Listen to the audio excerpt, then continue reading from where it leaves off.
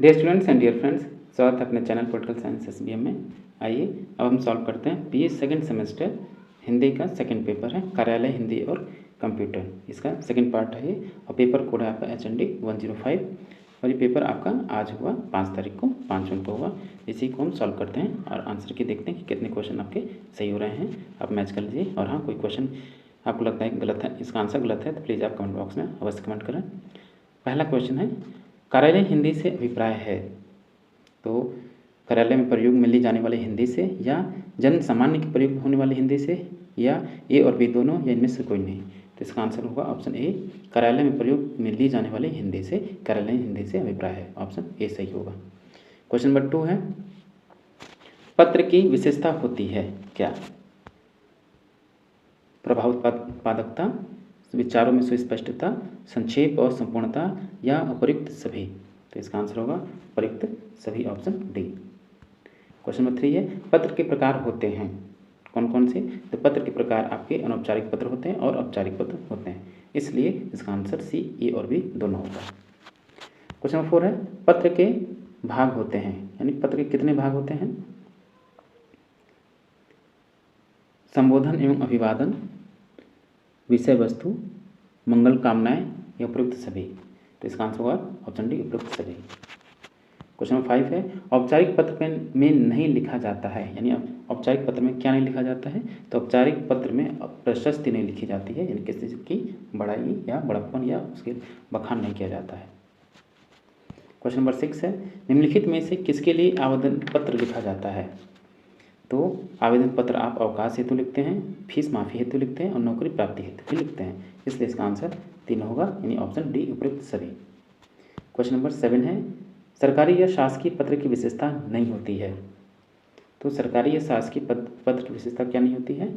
सरकारी पत्र पूरी तरह से अनौपचारिक होते हैं, ये गलत है, ऑप्शन ए इसका सही आंसर होगा। बाकी तीनों ही उसकी विशेषता है कि सरकारी पत्र अन्य पुरुष में लिखे जाते हैं या संक्षिप्त और संतुलित होते हैं और इसमें राजभाषा की शब्दावली होती है।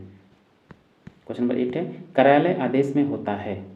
तो कार्यालय आदेश में आपका कार्यालय द्वारा बनाए गए नियमों की जानकारी भी होती है, एक अनुभाग से दूसरे अनुभाग में स्थानांतरण की सूचना होती है, किसी अथवा कुछ कर्मचारियों की चेतावनी होती है, इसलिए इसका आंसर ऑप्शन डी, उपयुक्त सभी सही होगा। क्वेश्चन नंबर 9, सर्कुलर का अर्थ है आवेदन, परिपत्र, कार्यालय आदेश या अधिसूचना। तो सर्कुलर का क्या अर्थ है? तो सर्कुलर का अर्थ है परिपत्र, ऑप्शन बी। क्वेश्चन नंबर 10 है, विज्ञापन के कार्य नहीं होते हैं क्या?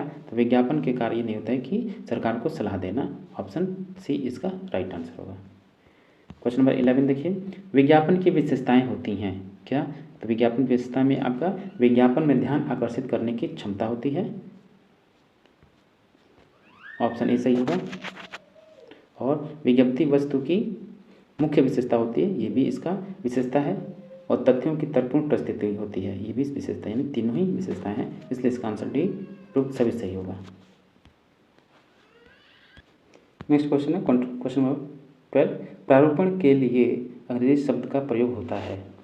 तो प्रारूपण के लिए जो शब्द है, अंग्रेजी शब्द कौन सा है? ड्राफ्टिंग है, ड्राफ्टिंग को ही हम हिंदी में प्रारूपण बोलते हैं, प्रारूपण को ड्राफ्टिंग इंग्लिश में बोलते हैं, ऑप्शन ए सही होगा। क्वेश्चन नंबर 13 है, इनमें से प्रारूपण की विशेषता है क्या? तो इनमें से प्रारूपण की विशेषता शुद्धता और पूर्णता है, स्पष्टता और संक्षिप्तता है, विशिष्टता और तथ्यपरकता है, इसलिए ऑप्शन डी सही होगा, उपयुक्त सभी। क्वेश्चन नंबर 14 है, टिप्पणी वे अभिव्यक्तियाँ हैं जो किसी विचाराधीन पत्र के संबंध में लिखी जाती हैं जिससे उसे निपटाने में आसानी हो सके, यह परिभाषा है, किसकी है? तो ये परिभाषा किसी की नहीं है, ऑप्शन डी सही होगा। क्वेश्चन नंबर, टिप्पण की विशेषता नहीं है, क्या नहीं है विशेषता? तो अस्पष्टता टिप्पण की विशेषता नहीं है, बाकी संक्षिप्तता है, तटस्थता है और क्रमबद्धता है, ऑप्शन डी सही होगा।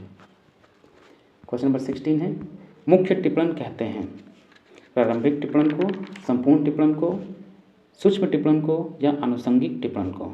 तो मुख्य टिप्पण जो है आपका क्या कहलाता है? आनुषंगिक टिप्पण, ऑप्शन डी सही होगा। क्वेश्चन नंबर 17 है, संक्षेपण के प्रकार हैं। तो संक्षेपण के प्रकार आपके धारा प्रवाह संक्षेपण है और सरणी संक्षेपण है, इसलिए इसका आंसर सी, ए और बी दोनों होगा।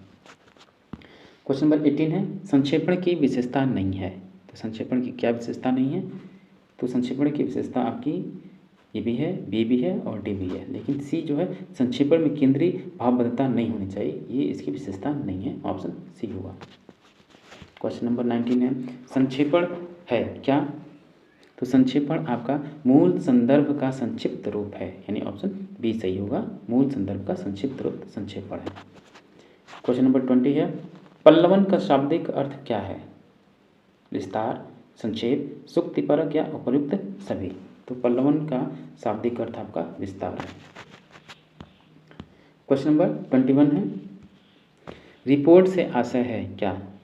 तो रिपोर्ट से आशय क्या है? प्रतिवेदन, आवेदन, संक्षेपण या उपयुक्त सभी। तो रिपोर्ट से मतलब आपका या अर्थ उसका प्रतिवेदन है। क्वेश्चन नंबर 22 है प्रतिवेदन के प्रकार कौन कौन से हैं? व्यक्तिगत प्रतिवेदन, संगठनात्मक प्रतिवेदन, विवरणात्मक प्रतिवेदन या उपयुक्त सभी। तो प्रतिवेदन के प्रकार आपका ए भी है, बी भी है, सी भी है, इसलिए इसका आंसर ऑप्शन डी सही होगा। क्वेश्चन नंबर 23 प्रथम भाषा के रूप में हिंदी शिक्षण होता है उत्तर भारत में, दक्षिण भारत में, विदेशों में या उपयुक्त सभी में। तो प्रथम भाषा के रूप में जो है आपका हिंदी शिक्षण दक्षिण भारत में होता है, ऑप्शन बी सही होगा। क्वेश्चन नंबर 24 है कंप्यूटर साधित भाषा अधिगम में होता है शिक्षार्थी द्वारा स्वतः भाषा अधिगम, शिक्षक की सहायता से भाषा अधिगम, ए और बी दोनों द्वारा या इनमें से कोई नहीं। तो इसका आंसर होगा ऑप्शन सी, ए और बी दोनों द्वारा। क्वेश्चन नंबर 25 है ये शिक्षा के अनुप्रयोग और प्रक्रिया हैं कौन कौन से? तो इसके अनुप्रयोग और प्रक्रिया में वेब आधारित शिक्षा है, कंप्यूटर आधारित शिक्षा और आभासी कक्षाएं हैं, यानी वर्चुअल क्लासेस, इसलिए इसका आंसर ऑप्शन डी उपयुक्त सभी सही होगा। क्वेश्चन नंबर 26 है ई शिक्षण में ई का प्रयोग होता है इलेक्ट्रॉनिक के लिए, इंटरनेट के लिए। तो इस शिक्षण में ई का प्रयोग आपका इलेक्ट्रॉनिक के लिए भी होता है और इंटरनेट के लिए भी होता है, इसलिए इसका आंसर ऑप्शन सी, ए और बी दोनों। क्वेश्चन नंबर 27 ई शिक्षा के प्रकार हैं कौन कौन से? ई शिक्षा के प्रकार हैं तो सिंक्रोनस और एसिंक्रोनस दोनों ही ई शिक्षा के प्रकार हैं, तो ऑप्शन सी सही होगा, ए और बी दोनों। क्वेश्चन नंबर 28 ई शिक्षा की विशेषता नहीं है।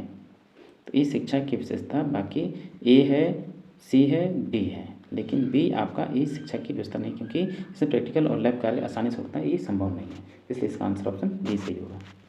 क्वेश्चन नंबर 29 सरकारी तथा निजी शिक्षण चैनल कौन कौन से हैं? तो आपके सरकारी और निजी चैनल पूछा है, ध्यान से पढ़िए कि इसमें दोनों पूछा है। तो ई पाठशाला, ज्ञान दर्शन, स्वयं, ये तीनों ही आपके सरकारी और निजी शिक्षण चैनल है, इसलिए इसका आंसर ऑप्शन डी सही होगा। क्वेश्चन नंबर 30 है ई शिक्षण में सहायक हैं क्या? ई शिक्षण में सहायक हैं ब्लॉग, फेसबुक पेज, पॉडकास्ट या उपयुक्त सभी। तो इस शिक्षण में तीनों ही आपके सहायक हैं, तो इसका आंसर ऑप्शन डी उपयुक्त सभी सही होगा। क्वेश्चन नंबर 31 है निम्नलिखित में से फेसबुक पेज नहीं है 9211 हिंदी, जनकृति, जनसुलभ पुस्तकालय या फेसबुक साहित्य पत्रिका। तो आपकी फेसबुक पेज 9211 हिंदी नहीं है, ऑप्शन ए सही होगा। क्वेश्चन नंबर 32 है शोध प्रक्रिया का पहला चरण है शोध समस्या निर्धारण, विषय निर्धारण, शोध की रूपरेखा तैयार करना या परिकल्पना। तो शोध प्रक्रिया का पहला चरण आपका विषय का निर्धारण है, ऑप्शन बी सही होगा। क्वेश्चन नंबर 33 है शोध के लिए हिंदी के अन्य पर्याय हैं। तो शोध के लिए हिंदी के अन्य पर्याय आपके अनुसंधान भी हैं, अन्वेषण भी है, अनुशीलन भी है, इसलिए इसका आंसर ऑप्शन डी उपयुक्त सभी सही होगा। क्वेश्चन नंबर 34 है परिकल्पना का शाब्दिक अर्थ क्या है? तो परिकल्पना का शाब्दिक अर्थ आपका पूर्व चिंतन है, ऑप्शन बी सही होगा, पूर्व चिंतन। क्वेश्चन नंबर 35 परिकल्पना के कार्य हैं क्या? दिशा निर्देश, प्रमुख तथ्यों का चुनाव या नए सिद्धांतों का प्रतिपादन या उपयुक्त सभी।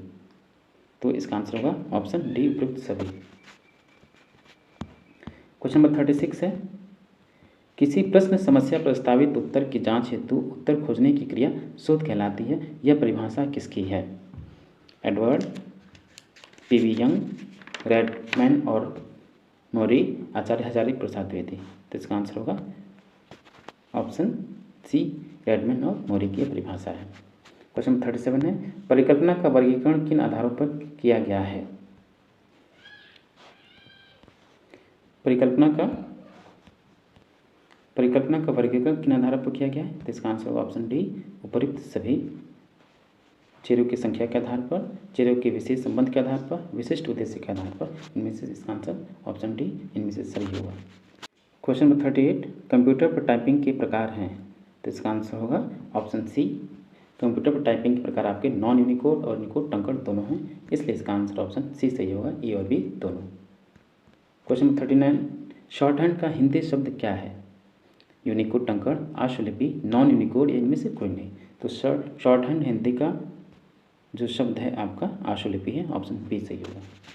क्वेश्चन 40 और लास्ट क्वेश्चन है, प्रचलित नॉन यूनिकोड हिंदी फॉन्ट है कौन? कीर्तिदेव, चाणक्य, वॉकमैन चाणक्य या उपयुक्त सभी? तो प्रचलित नॉन यूनिकोड हिंदी फॉन्ट आपका कीर्तिदेव है, ऑप्शन ए सही होगा।